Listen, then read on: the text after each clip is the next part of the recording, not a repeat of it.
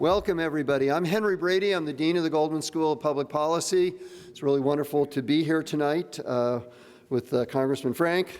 Let me just tell you a very little bit about him. There's a biography that I think in the program, and many of you, I'm sure almost all of you, I'm sure every one of you, in fact, knows him very well from watching television and having him being interviewed and all the wonderful witticisms and bon mots that are the trademark of Congressman Frank. He was born and raised in Bayonne. Wanted to see if anybody was from Bayonne, but nobody from Bayonne. Okay. New Jersey? Okay. Went to Harvard College and Harvard Law School. Worked for Kevin White, mayor of Boston. Some of you may remember Kevin White, one of the mayors of the period when we actually worried about cities and talked about cities and their well-being. Was elected to the Massachusetts State House in 1972. I remember meeting Congressman Frank about 1974 or so in the State House in Massachusetts on Beacon Hill. And I remember the person I was with who introduced me said, "This guy's going places. He's incredible." Well, that was a good prediction.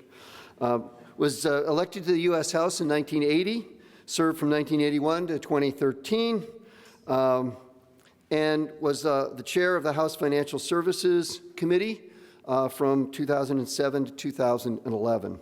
And of course there he was the co-author of the Dodd-Frank Financial Services Act, which is an extraordinarily important piece of legislation.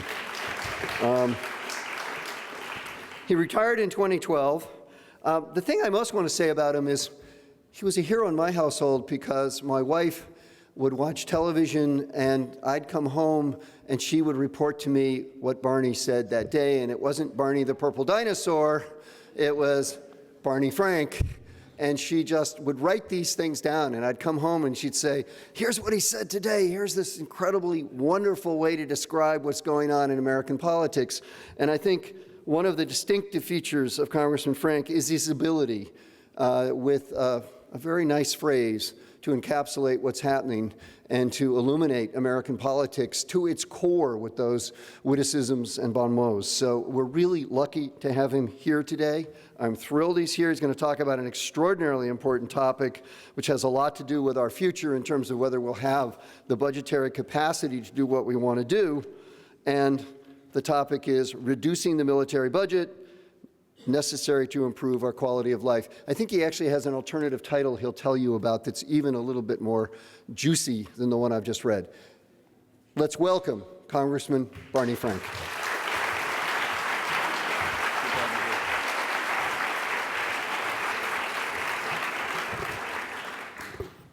Thank you, Dean. And as I thought about how I wanted to present this, and actually I've been thinking about trying to put down on paper a coherent version of what I've been saying about cutting the military budget. And I worked at Harvard under Professor Richard Neustadt, and he introduced me to the concept of decision-forcing events. For example, the fact that George Marshall was invited to give the commencement address at Harvard after World War II, people argue played a role in the timing of the Marshall Plan. I mean, it wasn't only because of that, but he did make his plan for the post-war reconstruction of Europe public at that time. And so the need to give this a somewhat coherent lecture made me think about the structure of it, and I will give you the title that I will now be using for this topic, and I hope be able to make it clear what I mean by it. But the title is "Tempt Us Not into Leadership," and it has to do with America's role in the world. I begin with what I think is an indisputable assertion. Those of us who believe that we should be doing more together, which is what we call government, when there are things we want to do in society that we need to do jointly and cannot be done individually or by private single entities, then we have to come through government. And many of us believe, I think a majority of the country believes, when the questions are posed properly, that we do not do enough in those instances where we can pool our resources to get things done. We have a problem with a quality of life that lags where it should be and could be if we did more collectively. Part of the problem is, and I think there's a vicious cycle, there are a large number of people in the country who traditionally have been in favor of government action who are now largely opposed to it, namely in their votes. They vote for people who are anti-government. I think we have a group of people, white men by and large, people without college degrees, people not at the high end of the economic scale, who in fact believe deeply that government could be doing things and are angry that it's not, in particular angry that the government has done so little to protect them against economic trends that have eroded their position. And so we get a vicious cycle. People are disappointed in the performance of government and express that by voting for people who hate government so that the performance gets worse and worse and they get angrier and angrier, and that's where we are. Now, I believe we need to break that cycle. I think we can break that cycle if we were able to expand various public programs. The great paradox we have is that much of what government does is in fact quite popular. Government is very unpopular. We have a whole that is smaller than the sum of the parts, but that constrains the parts. And if we could show people, if we could expand some of these things that respond to real needs, I think there would be a great deal of not just happiness with those specifics, but more support for the notion of our doing things together. I think we suffer in the U.S. right now from this anti-government philosophy that keeps us, as I said, from more effectively doing things that are in our interest, and that cannot be done except through the public cooperation. So I have been looking for ways to find revenue. Unfortunately, that very anger means you can't raise taxes. And so my goal is to find revenue that we could use for what I believe are constructive purposes that have a dual benefit. They have real benefits to the society, and they help us defeat this anti-government attitude, which makes things worse when we should be making them better. And there are two. One would be to stop the criminal prosecution of people who put things in their body that we disapprove of, even if they don't hurt anybody but themselves. I won't get into that in great detail now, or at all. I've said all I'm going to say about that. The major area is to reduce the military budget. I am very frustrated when I read about how we have the serious budget problem going forward in Medicare, Medicaid, and Social Security. Let's be very clear.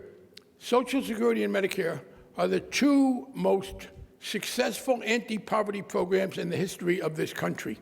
They have substantially wiped out what used to be common, poverty for older people who were not rich. I'm very proud of that. I don't want to take it back. As to health care, I am all in favor of measures to control costs if we can do that effectively, but not by denying it to people.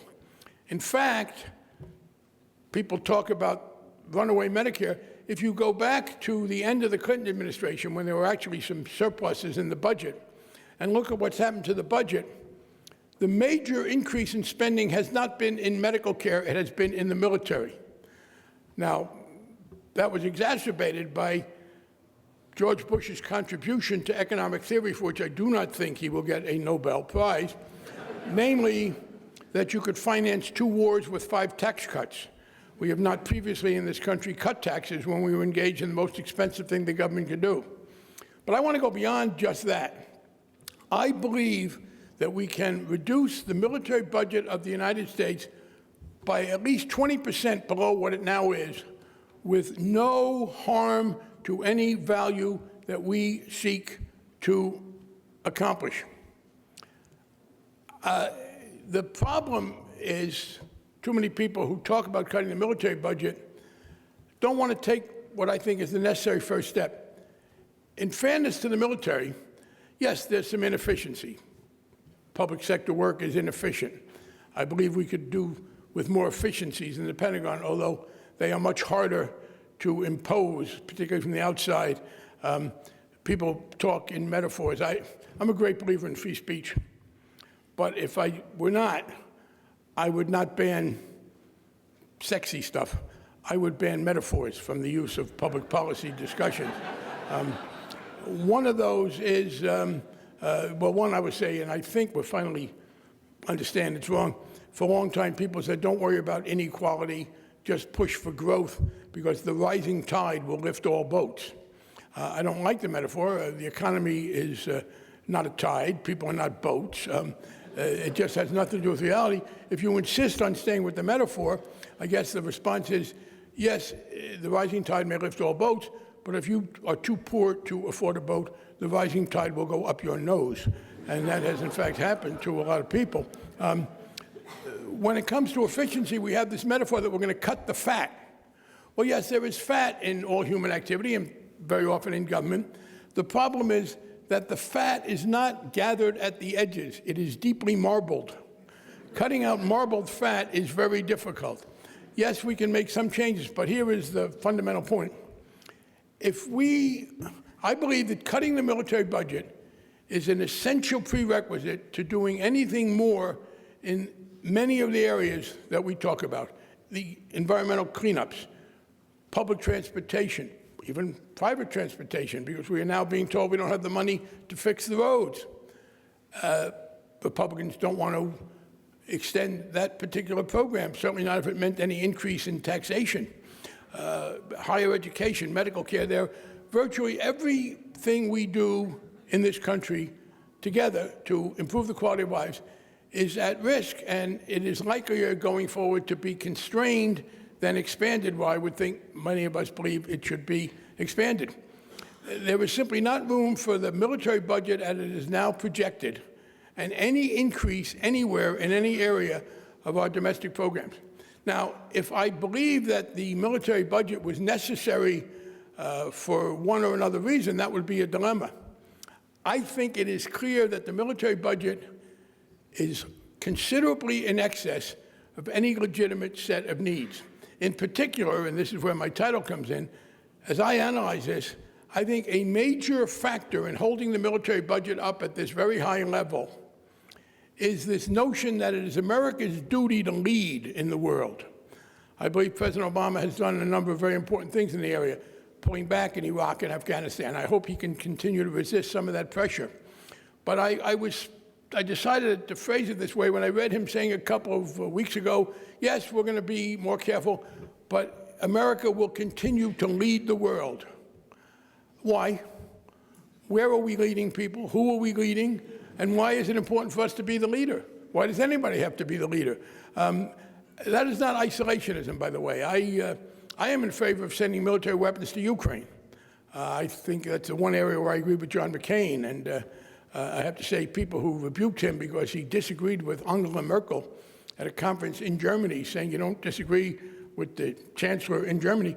If she did not want people to disagree with her, she should not have held a conference on a very controversial subject. But I'm distressed that we are not doing more in terms of pressure and moral intervention to protect democracy in Thailand. That is a great scandal that the poorer people of Thailand succeeded over the past dozen years in twice or three times winning elections in which a prime minister was elected, a president was elected who favored them and ultimately was overthrown by the military supported by the wealthy who didn't want those things to happen. But the level of military intervention is excessive. And so then the question is, okay, we must first redefine what the mission is before we can decide this.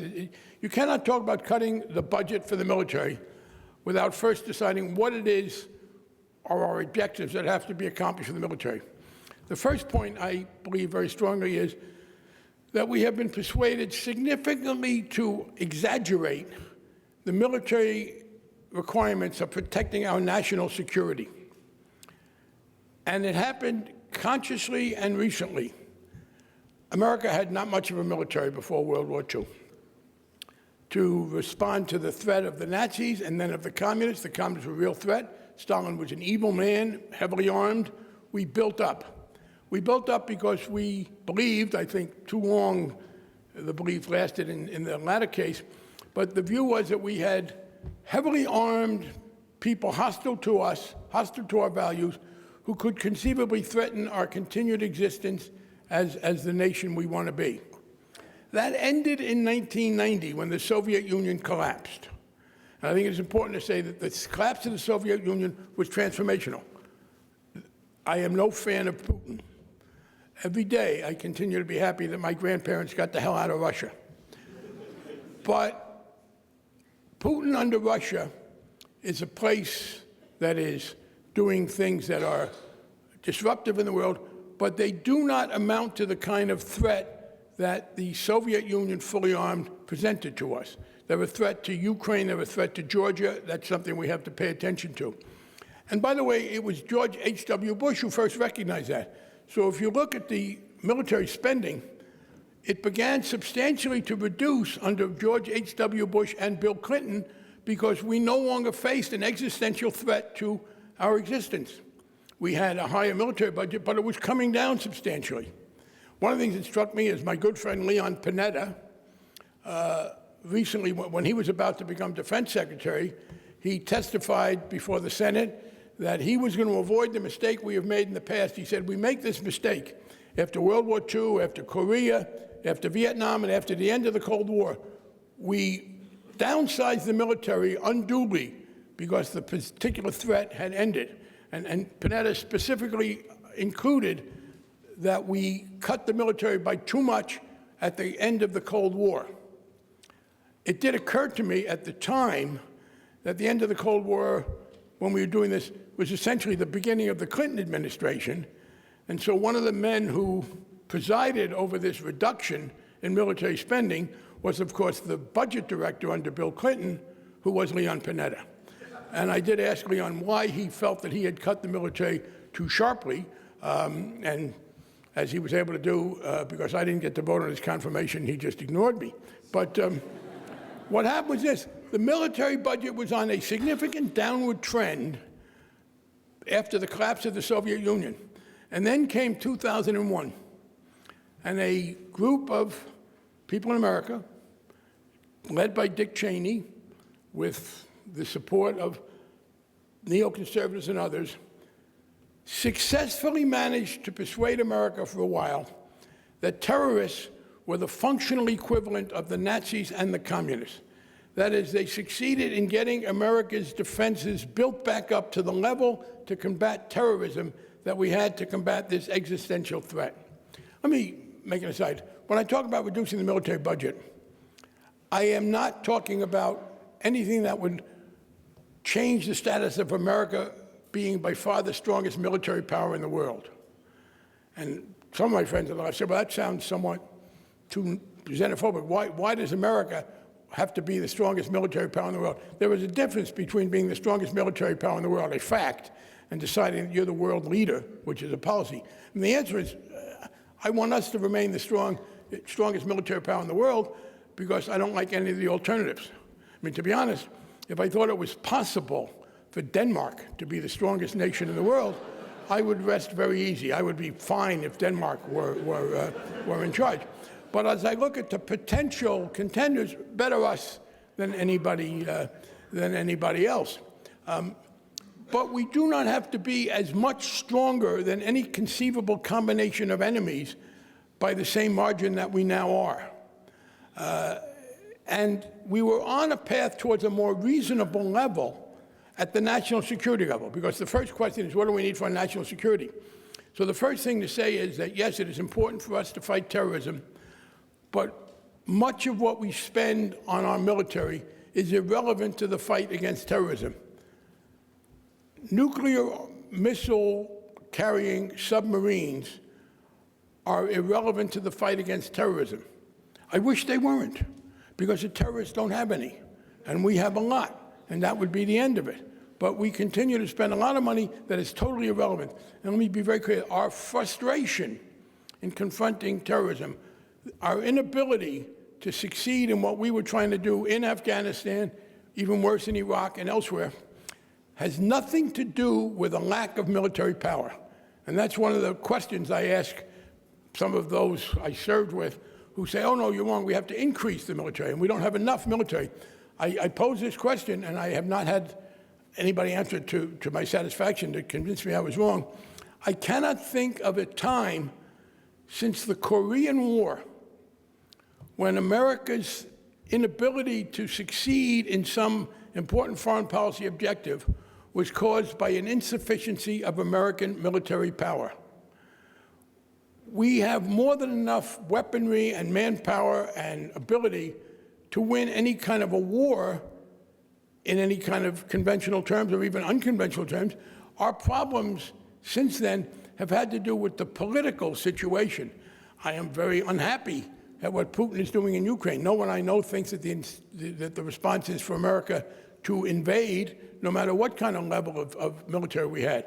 So that's the first point. We have greatly exaggerated what we need for national security. I am very much disappointed by the plan to significantly increase spending that would be useful in winning a thermonuclear war. We still have 3 ways of dropping thermonuclear weapons on the Soviet Union. Russia today is not the Soviet Union. We have intercontinental ballistic missiles, we have nuclear submarines, and we have the airplanes. I have, I think, a very modest proposal to the Pentagon. Those 3 ways you have for winning an all-out thermonuclear war, pick 2. Give up 1 at the cost, at the savings of billions of dollars. It would probably be the intercontinental ballistic missiles because they have no other function. Air power and sea power have other functions. So that's the first point. You know, the argument that we have to expand, it was nowhere better laid out to me than in 2012 when Obama won and people who want to go even more into military spending were afraid that Obama would not understand the need to spend more. And they were particularly worried. One of the most significant things about the election was that Obama carried Virginia, which has, I think, probably the 5th largest Navy in the world. It does a lot of shipbuilding. And Romney tried to make that an issue in Virginia, and it didn't resonate. And 2 Air Force types, one who'd been an assistant secretary of the Air Force under Bush, another who worked for the Air Force Industries Association, wrote an article in the Wall Street Journal day after the election 2012, and I'm only slightly paraphrasing. They said, we are worried that Obama will not do what he needs to do to expand the Air Force. And they said, here's our problem. It is true that no American has been killed by hostile air power since 1953. It is also true that America have dominated the skies over every battlefield ever since. And because of that, because no American's been killed in 59 years, and because we have had total dominance in air power in any battle, some people do not understand the need to expand the Air Force. I confess to being one of them. In fact, I think it is the case still that the second largest Air Force at this point to the Air Force is the Navy. The Chinese may be catching up. Our Navy and our Air Force combined. We could reduce that level of strategic weaponry and still have a significant margin of safety over any potential combination. So it is not national security. So then the question is, okay, but we need to maintain this power so that we can go to the aid of beleaguered peoples across the world. Well, in some cases, I think that is right. I now believe that one of the biggest mistakes I made in Congress was voting against George H.W. Bush's Iraq intervention. It was well done. I was afraid they were going to go too far. I think it was a valid use of force to expel Saddam Hussein from Kuwait and then withdraw. And we got behind a coherent society, not one that I admire in terms of its values, but it is better off as an autonomous country than it would have been under Saddam. So, yeah, but those are limited cases. One of the mistakes we make when we decide we're going to have to go in there and fix bad governance situations, and here's the problem. We have the best military in the history of the world, and they can do what a military can do. What a military can do is to stop bad things from happening. Our mistake is to think that the military can make good things happen, that can go into societies that are riven with all kinds of disputes, that have a lack of coherence, a culture of great corruption. There's nothing the military can do about that, literally nothing. The military cannot go into Iraq or Afghanistan or anywhere else and improve the fundamental quality of that society. Bad guys are there, you can stop it. I think we're seeing that, by the way, in President Obama's policy in the Middle East. I think bombing the butchers who call themselves the Islamic State is morally justified and somewhat effective, despite what some other people said, some of the critics. But to go beyond that and to reassert our responsibility for making Iraq a nice place to live, or even worse, try to do that in Syria, I wish we could. We can't. And it's a great mistake to try. So that as I said, we're talking now beyond national security.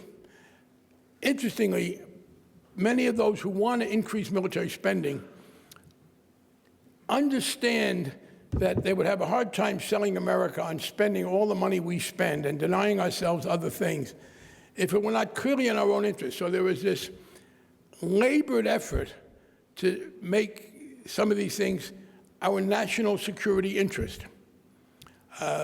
I've seen people critical of Obama because Assad has not been overthrown. I wish Assad was overthrown. I wish he was never thrown. I wish he was never in power. And he was a bad guy, and Saddam Hussein was a bad guy, and neither one of them has, in my judgment, been or is a threat to the security of the United States. The existence of badly governed places is not a threat to us. That doesn't mean we might not try in some ways to undermine them, but using our military force to overthrow bad governments elsewhere, particularly unless they're invading somebody else, I think is unjustified. It has not worked very well. Look, even in Libya, when I cheered when we joined in the effort to overthrow Gaddafi, and I think we have to be honest and say Libya is worse off today. It is a terrible place to live. People don't have basic security. As bad as Gaddafi was, what followed him was worse. But in any case, and you have to divide this, it is not in America's national security interest. National security means we deal with physical threats to ourselves. There are other efforts to say, oh no, but it's in America's interest. My favorite is the argument for a worldwide Navy that is superior everywhere, in every part of the world, to anybody else in that area. And the argument is that we must keep open the sea lanes. You may have read this, that international trade is very important to our economy, and we must have a Navy that can keep open the sea lanes. Well, who is a potential threat to the sea lanes? Even, the Somali pirates, but we had enough, and that's not much of a problem anymore. People finally got together and shot them, which was, I think, a perfectly reasonable thing to do.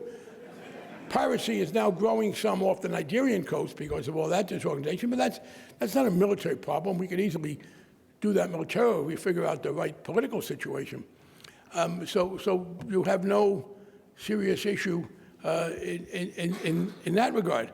The argument, though, is that we must keep open the sea lanes, and therefore America needs a worldwide Navy to keep open the sea lanes. Well, who could shut down the sea lanes? The only real contender looking forward is China. Yes, it is conceivable the Chinese, with their population, they could build a Navy that could interfere with shipping and trade. So then the question is, why would China, which profits enormously from this trade, want to shut it down? I mean, do the pizza delivery, are we really worried that the pizza delivery people are going to tear up the streets? Because that's what it would be for China. I mean, who is threatening the sea lanes? What possible, I mean, if anything, the Chinese need to keep those sea lanes open more than we do. They make hundreds of billions of dollars a year over those sea lanes. I mean, that is an invented argument that we have to keep open the sea lanes.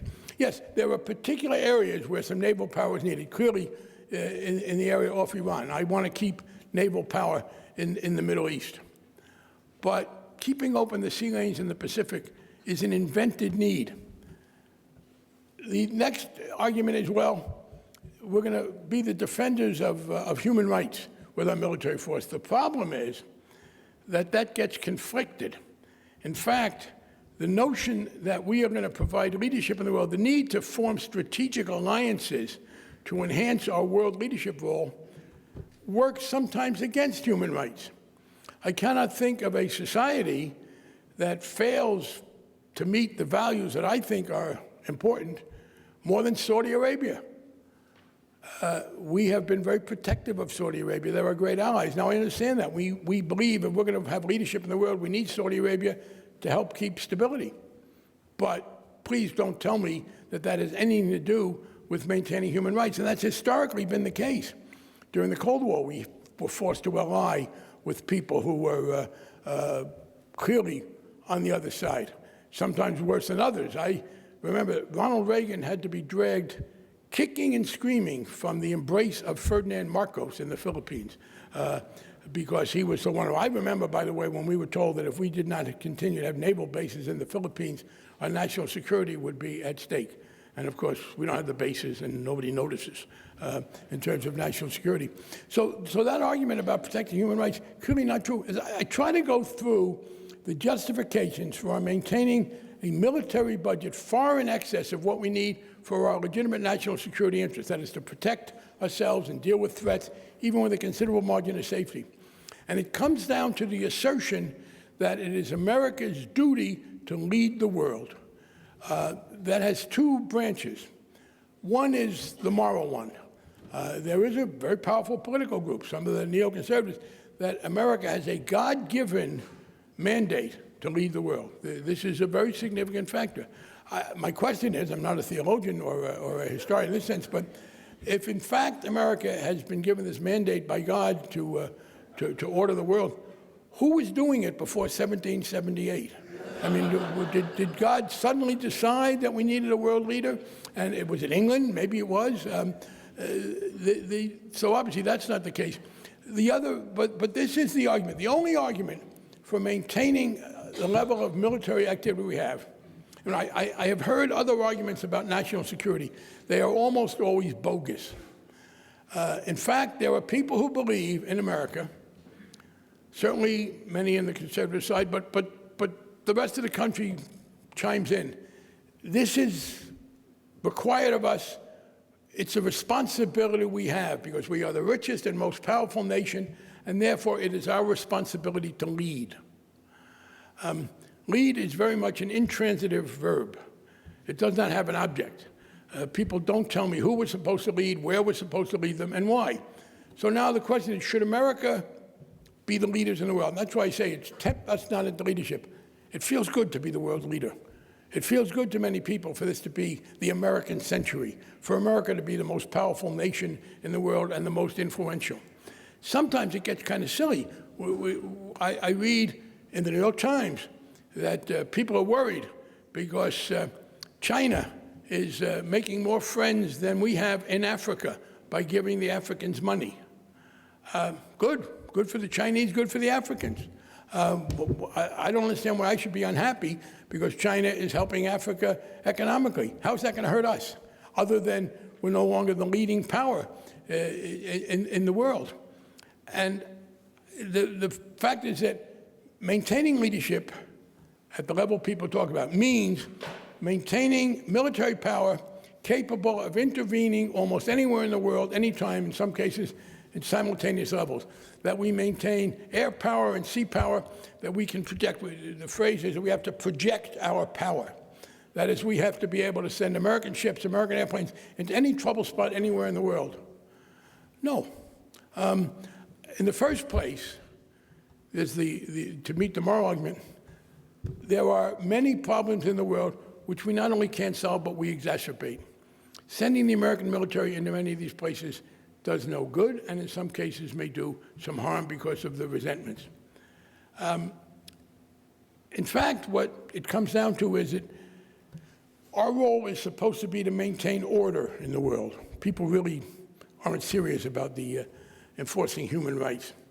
Nobody's talking about going in and overthrowing Mugabe, who's one of the worst tyrants around. If the North Koreans would agree not to have nuclear weapons, that lunatic could continue to misrule his country without people here paying too much attention to it. It is this notion that America must preserve order in the world because disorder threatens America. And the answer is it doesn't. And I don't mean to be callous. I wish there wasn't disorder. I wish a lot of things. I wish I had the same energy today that I had 20 years ago. I wish I could eat more and not gain weight. But if I don't act on realism, I get in trouble.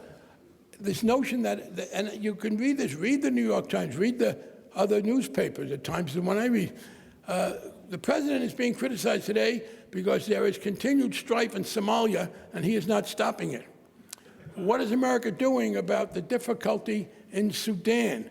What is America doing? Probably nothing that we can do, and certainly nothing that we have to do in our own interest. Now, yes, I am prepared, as I said, to intervene in some cases, but we greatly exaggerate the need in terms of our own self-defense and the efficacy of our intervention. I would like us to be active. I am the opposite of an isolationist. I'm very proud of doing what we can do. One of the things that we do not take sufficient pride in is the leadership role America played better than any other nation in the world in helping fight Ebola. You know, Liberia was kind of America's responsibility. Guinea, a former French colony, was France's. Sierra Leone, a former British colony, was Britain's. Of those three countries that went to the aid of those three African countries with Ebola, we did by far the best job, as did Liberia. And Ebola has been largely eradicated in Liberia much more effectively than in other countries. I want to do this sort of thing. And it may mean you're spending some money, but nothing is remotely as expensive as military activity. Nothing will cost us as much. So my basic argument is, let's stop trying to be the leader of the world. It's very expensive. I don't understand what the goal is of leadership. And people tell me, what are we leading the world to? Are we leading it to more human rights? Are we leading it to a more orderly situation? Neither of those are directly related to our own security. Yes, we will spend what we need to for our security with a margin. I appreciate that. And yes, we should have the capacity to help elsewhere. There's one last point about this, and that is one of the things we are now doing is enabling other wealthy nations in the world not to do anything on their own. In 1946, it was very reasonable for America to go to the defense of Western Europe, which was poverty-stricken after World War II.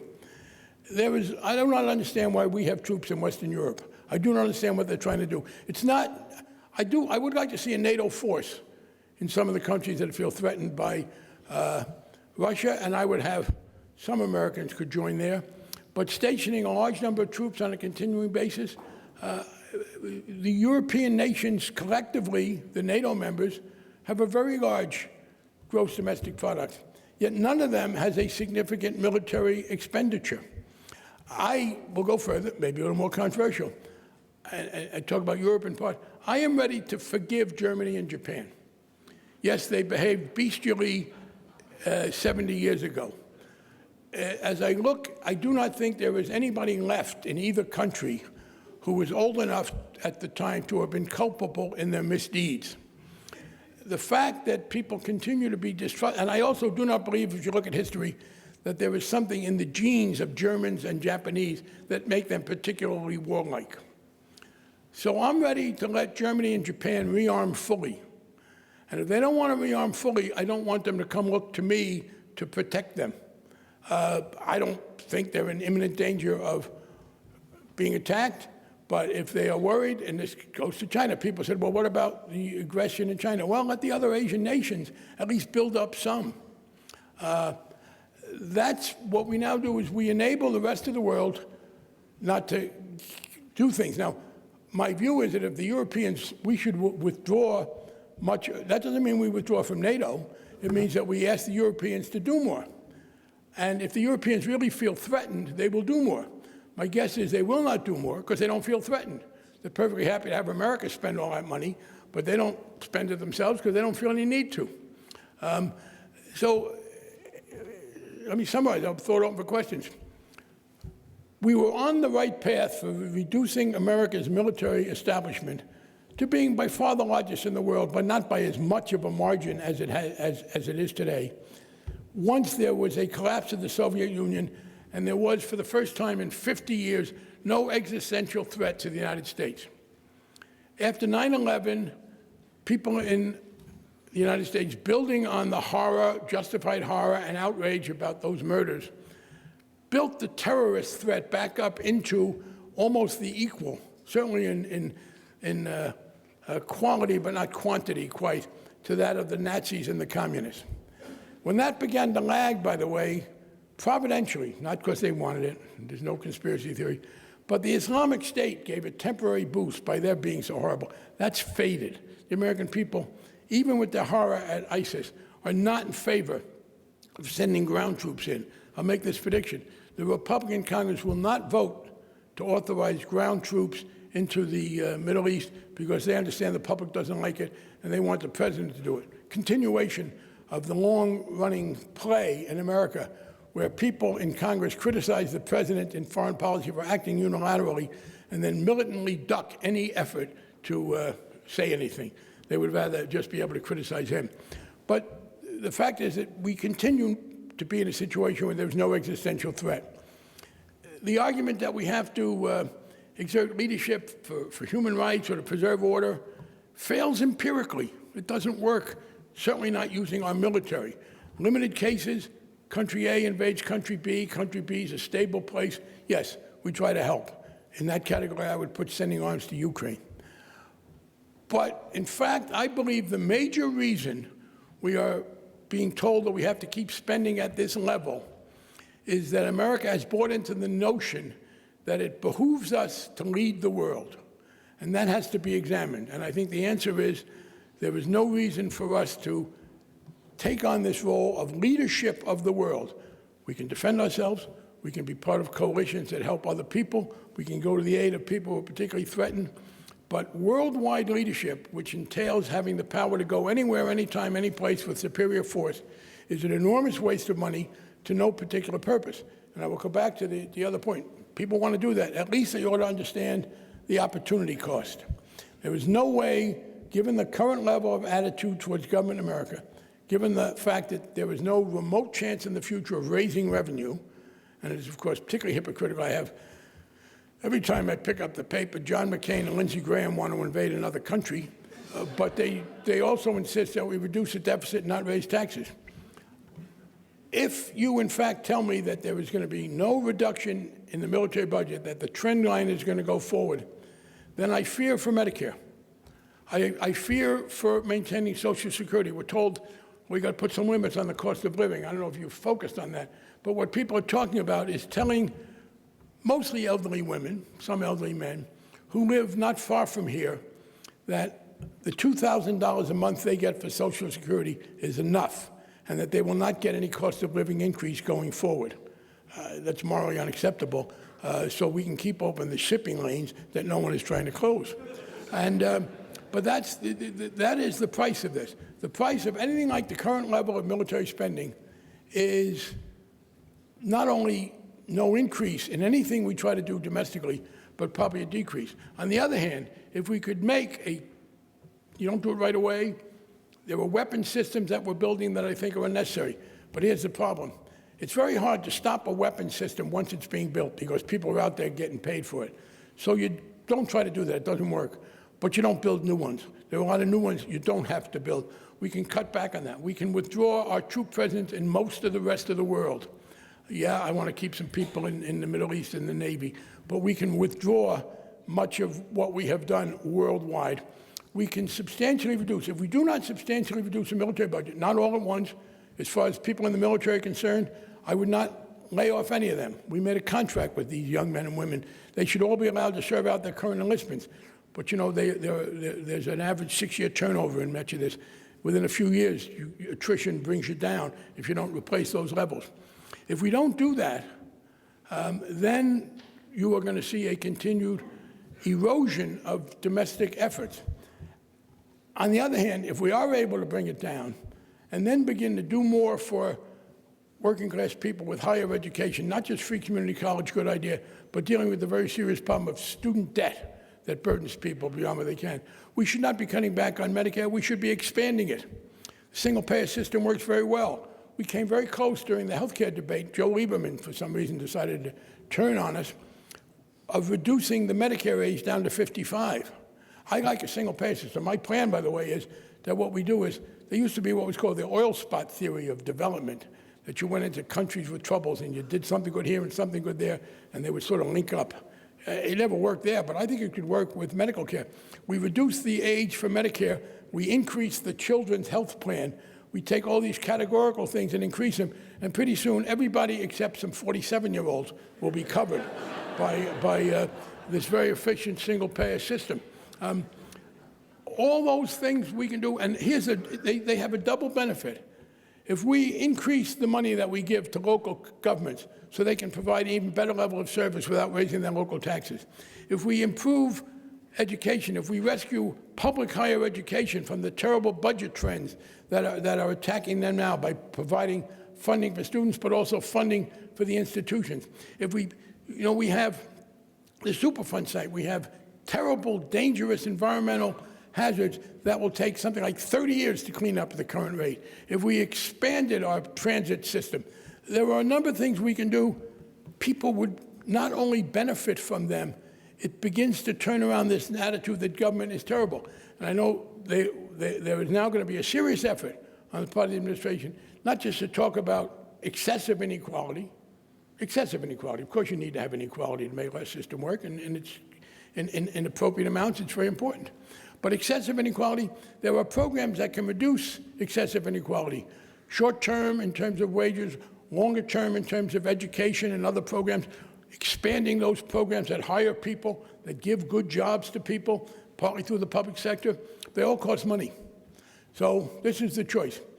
Either we make a substantial reduction in the military budget or forget about trying to improve the quality of life through any expansion of government activity and accept the fact that we will be condemned to an indefinite period where people don't like government and then vote for people who are against the government, and so it gets worse and worse. On the other hand, if we were to substantially reduce the military budget, I guarantee you there will be no reduction in America's national security, nor will there be any substantial reduction in our ability to do good things in the world, because much of the spending, I believe, has been either useless or, in some cases, done more harm than good. That's the choice. I think the American people are ready for this, and I think people in Congress understand that.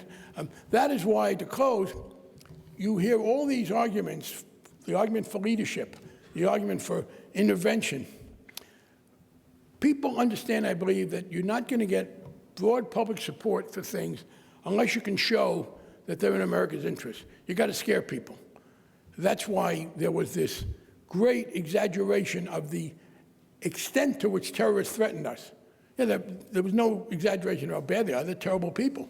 But there was a great exaggeration of the extent to which they threatened America. Just look at what hasn't happened since 2001. Go back to the projections of what we faced. Oh, it's probably because we spent money to try and protect ourselves, but it's also because, one of the things that struck me is it is harder to get people to blow themselves up than people think. I mean, one of the reasons we haven't seen as many suicide bombers is, and if you notice, it's particularly hard, apparently, to get people who are older than 16 to blow themselves up. I mean, I'm very glad of that, but we haven't seen that proliferation. It's especially hard to get people to go 3,000 miles and blow themselves up. At any rate, that doesn't mean we relax our guard. It just is not as expensive as people said it was. But they try to, there is this view that it is America's greatness depends on our being leadership. Let me quote some people. Our greatness depends on our being leaders in the world. I have no idea what that means. To me, greatness would be a much better environment. It would be much less poverty, much less inequality, better educated children, less racism, not just here, but we could do that, like help fight Ebola and help fight other things, spend some money in the rest of the world in those constructive ways. I think my former colleagues understand that presented with that choice, clearly the American people would choose not to spend the money unnecessarily, and they therefore invent national security arguments and national interest arguments that are really just a justification for our being this amorphous leader in the world because it feels better. And that is, I said, the temptation I hope we can resist. Thank you.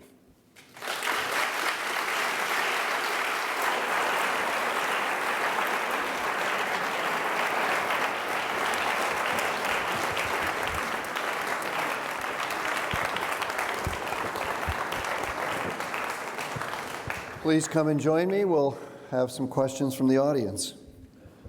You might want to get a bottle of water. Well, thanks for that rousing and interesting talk. Let me start with this. You seem to rule out a concern with anything but existential threats to the United States proper. What about threats to other countries who are our allies, such as the Philippines? The one person notes that they believe the Philippines are at risk from the Chinese right now. Israel, which we know is probably at risk, and Ukraine, and so on and so forth. Do we just forget about them and say, well, they're on their own? No, I explicitly said no. I know people have a marvelous ability not to hear what you say. I said I want to send weapons to Ukraine. That's not ignoring them. But I would say this, and by the way, we have been very supportive of Israel, as hard as Netanyahu is making that by his irresponsible behavior. But you got to make it clear, you don't punish the country because he's the prime minister, and I hope maybe soon he won't be. But Israel is not asking for American military support and intervention. Yes, I want to, well, as I said, again, there are rare cases, clear-cut cases, where I'm prepared to send the troops in. I'll be honest. If the Chinese would have threatened to invade Taiwan, which has become a very democratic, functioning society, I would be willing to go to their defense. But there is a prerequisite there. It does not make sense to go into a country where the problems are essentially internal. And in other cases, we should be encouraging some of our allies to do more on their own. Japan and South Korea are both worried about China. So they spend that time fighting with each other about their history. I am prepared to say to them, look, guys, you got to get over it.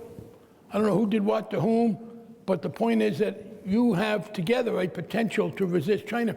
We allow everybody else not to do much on their own. So I am prepared, as I said, to help out particular allies that are menaced by an invasion. But in other cases, and I would reiterate this, I don't know anyone who's argued that we should be using military force in Ukraine, that we should be sending in troops. And by the way, if there is a need to send some troops in to help the other countries that are menaced, Poland, the Baltic states, where are the Europeans? Why do we allow the Europeans to do virtually nothing on their own? They are as wealthy as we are, and they're right there. And why is it America's responsibility to do what has to be done, and the Europeans get off the hook, so that the Europeans enjoy a level of social service, of health care, and of other benefits far above what working Americans get, because we're subsidizing that. You know, we are subsidizing that by our military budget, taking care of them. Now, if they really need our help, that's one thing. So no, I'm willing to work with the allies. But again, I would stress the cases for us actually sending the military in there are very small. But if there were, we have the ability to do it. I'm not talking about being weaker than China. I think we have a margin of error over what we need. So have you gone through the military budget, and can you say, you talked about 20%. Can you identify 20% of the budget? You said also that government waste was marbled, not just sort of at the margins. So is it really possible to get that much out of the military budget? Do people who analyze the military budget say that's possible? Yes, because what I'm talking about is not doing what we are now doing more efficiently. I'm talking about doing substantially less. I'm talking about withdrawing permanent stationing of troops in Western Europe. And let the Europeans build up a force if they need one. If there's going to be a small force in Ukraine, I'd have some American participation, but not on an active basis. We now, example, we're looking for more. We have an Africa command. I do not understand who it is we are commanding and to do what. But there was a great article in the New York Times a while ago, I mean to incorporate this in a piece I would write, quoting the military people in the Africa Command as saying, about a year ago, one of the good things, now that we are no longer going to be sending as many troops into Iraq and Afghanistan, this frees up the military, and the Army is now looking at ways that they can use some of that capacity in Africa. Well, obviously, these were not high priority problems, and we probably would have been when dealing with them. The answer is yes. If you talk about pulling the troops back, you stop it. It can't be done right away. You basically slow down the development of new weapons. We already have this enormous technological superiority over everybody else. You abandon the intercontinental ballistic missile system. you rely on airplanes and armed nuclear submarines armed with MIRV missiles. Each missile fires different targeted warheads. I think you save a lot of money on that. You also stop the interventions. The budget for the Pentagon has this interesting thing. I don't know when it gets started. The Pentagon has two budgets. They have the regular budget, and then when they go to war, they get an extra budget for going to war. It's kind of like having a lawyer on retainer. He goes to court, you pay him more. And the overseas contingency operations, I think it's called, the president has asked, I believe, for $51 billion for that. That's mainly to fight wars in the Middle East over the next fiscal year, and then a $35 billion increase in the rest of the budget. And so, in fact, if we had not gone to war in Iraq, we'd have saved $1 trillion. And the war in Iraq was done, I believe, in pursuit of this notion that it was America's mission to lead the world, and particularly to provide order, that Saddam Hussein was a disorderly factor, and we had to get rid of him, and that would calm everybody else down. So yeah, I think $100 billion is conservative. How do you react to the notion that, well, the fact that, in fact, the world seems like a pretty good place by and large, and we have trade lanes open and lots of things happening in the world, that just proves that our military budget's doing a good job because it's restraining people from acting badly? There's a story about a man walking around Central Park with a big stick. And somebody says to him, "What are you doing with that stick?" "This is my elephant stick, and it keeps elephants away." And people said, "But there's no elephants here." "Aha, my stick worked." That's an argument you can't defeat. The answer is you can do some analysis, and the fact is that there is no plausible threat to the shipping lines. I mean, who is going to shut them down? Now, again, I want to be very clear. I am not talking about disarmament. I am not talking about America being anything other than by far the strongest nation in the world. If we were spending 80% of what we were now spending, we would still have a greater military power than any potential combination of enemies. And I, again, would throw back to the people who tell me, no, the problem is that we haven't done enough. Or people who said, we made this mistake after every war, and you're trying to make it again, of downsizing just because there is no pending threat. Tell me an example in the recent history where we failed to achieve an objective because we did not have as a nation sufficient military force. There are cases where military force could not be used effectively for a whole lot of reasons. I don't think it's a lack of military force. Now, we did have this problem. I do agree with this. George Bush made this terrible mistake with regard to Afghanistan and Iraq. And I think the effort in Afghanistan did suffer because he was fighting the two wars at the same time. And he should not have, if he had not gone into Iraq, I think we could have been better off in Afghanistan, although I'm not sure. But even there, what was the military solution to the fact that Karzai turned out to be way tolerant of corruption, or that Shia and Sunni would rather hate each other than run their country? All the military power in the world can't resolve that. So that's, I think, the lack of power. But the answer is, I am talking about, A, still having enough to deal with all these threats, and B, people have to show me, I think some of these threats are purely invented. The shipping lanes is one of my favorites. So let's suppose we decide we want to cut the military budget by 20%, you and me.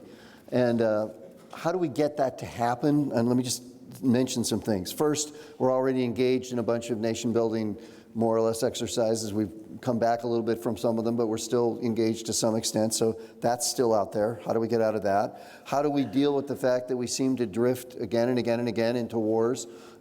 Vietnam War when I was younger, but then the Iraq War, the Afghanistan War, and so on, and maybe now something with ISIS and Syria and so forth. And we have constant comments about how other nations are terrorists and worrisome countries that we have to deal with, and on and on and on. And then finally, the fact that almost every state in the union, in fact, every state in the union receives lots of benefits from military spending. So it's really hard to say to them, you're not going to get your military money anymore. It's a lot of things, but it seems first there's of all, a lot of forces. Yeah, but they're different things. You say we drift into war. We don't drift into war. We decide as a society to go to war. Let me begin by saying that President Obama, we're making progress. It's not as bad as it was. I've worked in presidential elections and politics for a long time. Until Barack Obama, including John Kerry, Al Gore, Bill Clinton, Democratic candidates were told this was with communism was still the big threat, that you better not look like you're soft on the military, that it was a prerequisite that you show how good you were on military stuff. That's why Michael Dukakis, a very able guy, opened himself to ridicule by that silly picture in a helmet in a tank, because he was told you got to really show how tough you are. Obama is the first time the Democrats won, and then he got reelected by being explicitly less interested in the military than his opponent, even with wars going on. Now, and he has followed up by withdrawal. Not enough, and I hope he can withstand the pressure to get back into it. But there is no sign that the public is pushing for that. So that's on the general issue. The more specific issue, the pork issue, yes, that's a problem.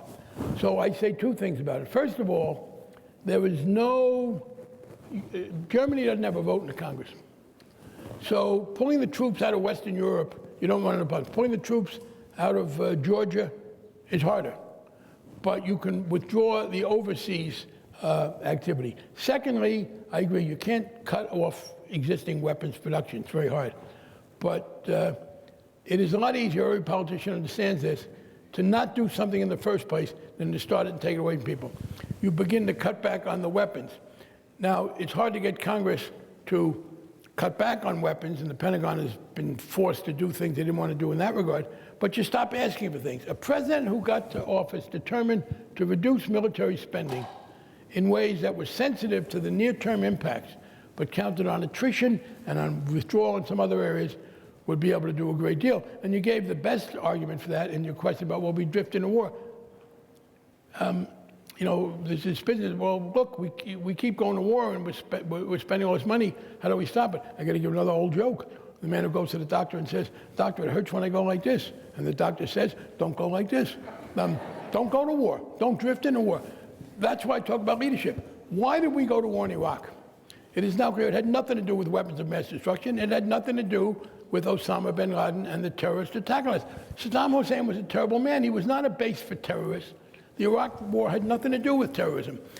People in power, Cheney and others, persuaded the president that this was an opportunity to do what they thought was necessary, to reassert American power. This was the platform for reasserting American leadership in the world. These were people who were worried that under Presidents Bush Sr. and Clinton, we were downgrading, that we were losing that ability. And the answer is, and I think the American people are ready for this, even now, even with the butchers of ISIS, burning people alive, et cetera, there is no great, I think if the president holds to saying, I'm not sending ground troops back into Iraq and Afghanistan, that he will be popularly supported. And I think the Republicans understand that, which is why he sent in a resolution asking to be authorized to do things, and I will predict they'll never vote on it, because they don't want to give him they don't want to adopt the limits he wants of no ground troops, but they're afraid to say publicly.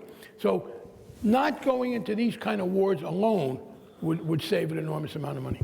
So why are entitlements off base? You talked about nation building. I am in favor of trying to help nations build themselves. I see no evidence that nation building through the military is going to work unless we are talking about rebuilding a nation. It is fascinating. There is one successful example of the military helping build a stable democratic society. Ironically, it is Douglas MacArthur in Japan after World War II, who was pro-union. He was for everything in Japan that he wasn't for in America. And it worked. But where you are talking about Iraq, Afghanistan, Libya, we cannot, yes, we can try to help build these nations, but not with the military. The military is good at shooting people. They're not good at structuring elections. That's not what they're good at. That's not what they should be used for. So to the extent that we continue to do nation building, we should do that in a civilian way. Trying to do it with the military is A, inefficient, and B, very expensive. So getting back to entitlements, this question actually asks, Kevin Spacey is trying to solve the same revenue problem, but he aims at entitlements. For those who don't know, this is the House of Cards, I think episode 2 of the current season, where he talks about cutting entitlements, I think, by $200 billion so that he can have a jobs program. Why not entitlements? I mean, there are things you could do.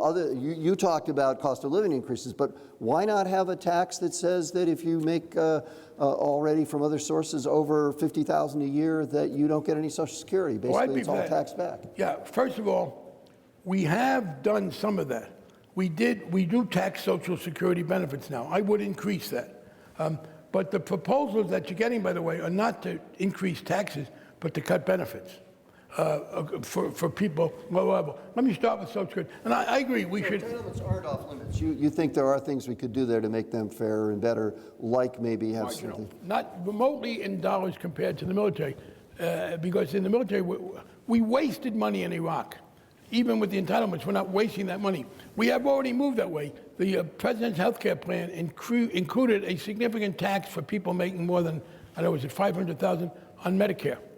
There's to fund the Affordable Care Act.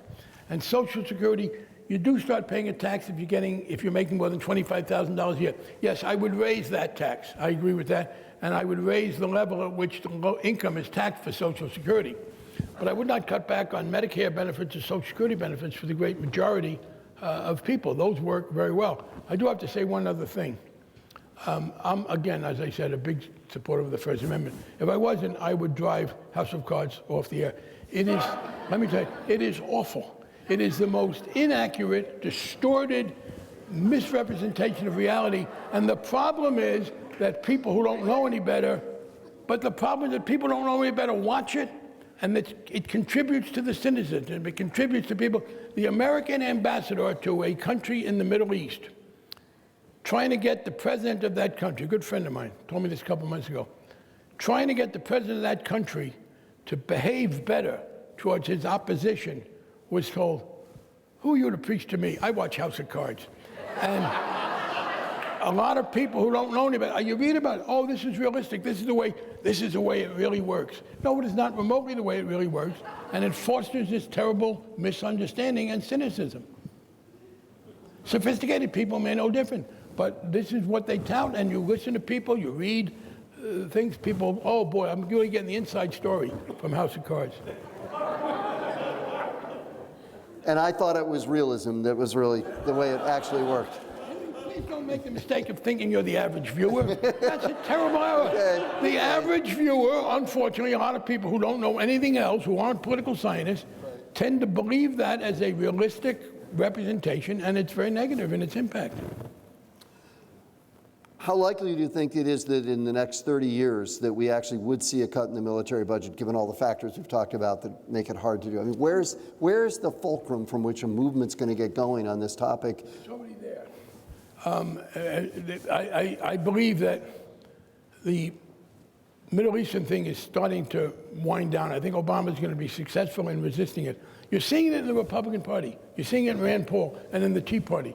There was the one area that... One of the interesting things to me about many of the conservatives, not the Tea Party people, but some of them, is that they are enormously skeptical of the ability of the American government to accomplish anything complicated within the United States.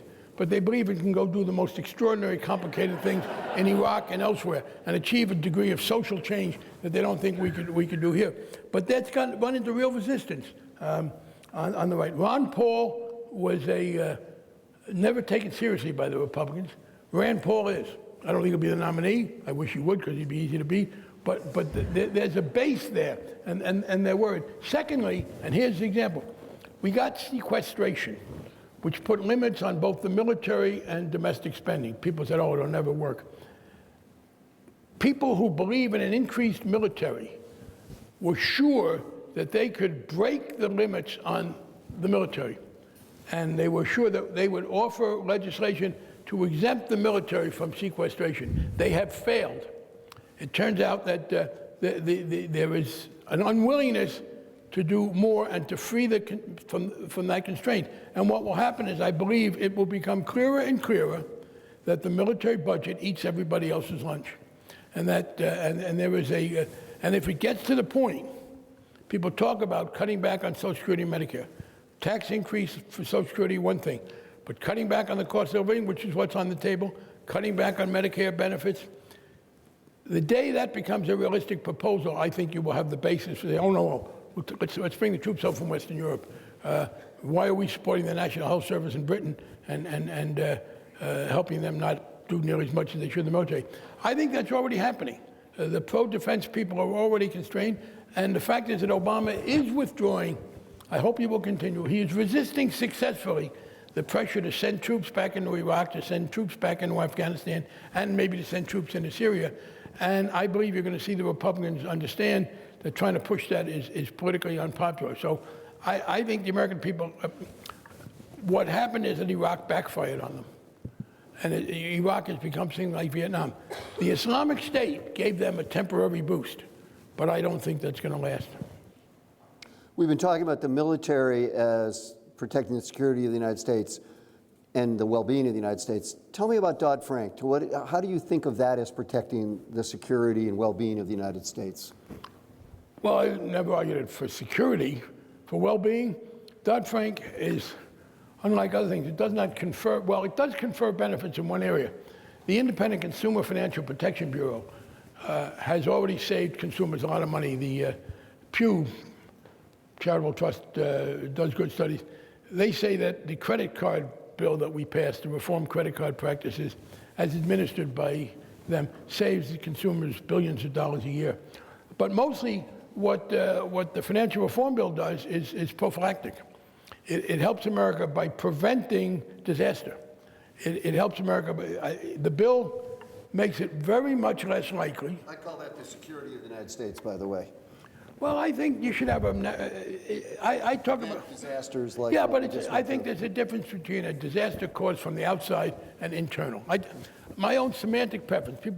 I like each word to mean as little as possible, literally, and I have a different word for every phenomenon, because you get arguments. People, oh, this is national security. Well, that imports views of political views that don't belong there. The purpose of this is to prevent the financial system from having another crisis and inflicting economic harm.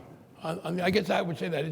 It deals with our economic well-being, our economic security if you want, but if you throw in economic.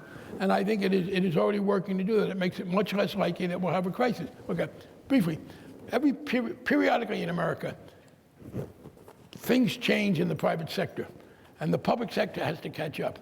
And if the public sector is too late in catching up, disaster. The public sector waited too long to pass legislation to regulate the stock market, which was a relatively new phenomenon in the 20th century, as large national enterprises were there. And that contributed to the Depression. In the 30s, part of the New Deal was creating this network of regulation, and it worked very well for 50 years. And then in the 80s, new phenomenon came in, brought in by liquidity from outside, by information technology, securitization, et cetera, and it caused a crisis. We have essentially done, in this last couple of years, what the Roosevelt administration did during the New Deal. We created new rules for the new forms of economic activity that will constrain it and will prevent, I believe, another crisis for a while. If we do not, 30 or 40 years from now, there will be changes, and there will be a need to update the regulations. Nobody now knows, exactly how that will be. But I do believe that the financial reform bill has substantially reduced the threat. And by the way, we have some evidence of that. One of the arguments we were told was we were going to be interfering with the financial sector. We were going to be interfering with all this. The Dow Jones Industrial Average in March, when we began work on the bill, what do we have? Was 6,500. It has nearly tripled in the years since then. So I take that as proof that at least we didn't do any harm. So final question. It's been a lot of fun watching you as a member of Congress and on the media and television and so forth. Did you have fun? Was it fun? It was fun in the most profound sense. Day to day, it was often stressful. Some of it was fun. I'm good at debating. I enjoyed that. I never liked a very important part of the job. Part of what you do as a member of Congress, you're in the grief business. That is, you sit there and people come to you and say, oh, my mother is having such trouble with Medicare. Oh, my son is so miserable in the Army. Oh, they're not paying my small business. Oh, we have this terrible dump and nobody will clean it up. So you sit there and you resolve people's problems. And I never enjoyed that, but I did it because the better I did that, the more freedom I had to vote the way I wanted, because that was a way to get some political support. So the basic, but the most fun was that I felt I was doing things that were important to advance the values that I cared about. So I very much, on the day-to-day basis, it was not fun. It was enjoyable in the deeper sense because it gave me a sense that I was using my time well. But I don't miss it in the slightest. Thanks. This lecture and discussion will soon be available in the Goldman School of Public Policy's TV, UCTV. Go to uctv.tv and look for our channel on the homepage, and you can see it all again. And other great stuff as well. Thank you.